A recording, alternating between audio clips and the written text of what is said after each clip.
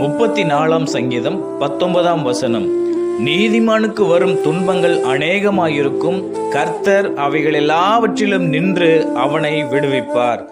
ஆம், என கண்பான தேவஜனமே, நீதிமானுக்கு எவ்வளவு துன்பங்கள், பிரச்சனைகள், போராட்டங்கள் வந்தாலும் நிச்சயமாக கர்த்தர் அவைகள் எல்லாவற்றிலும் நின்று அவனை விடுவிப்பார்.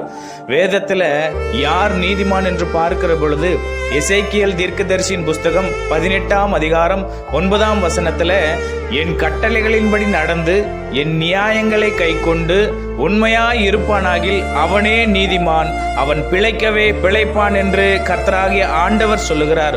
ஆமாங்க, நாமும் கூட நம்முடைய வாழ்க்கையில ஆண்டவருடைய கட்டளைகளின்படி நடந்து அவருடைய நியாயங்களை கைக்கொண்டு கர்த்தருக்கு முன்பாக உண்மையாய் இருக்கும் பொழுது நம்மையும் நீதிமான்களாக மாற்றி நம்முடைய எல்லா துன்பங்களிலிருந்தும் நம்மை விடுவித்து ரட்சித்து ஆசீர்வதிப்பார்.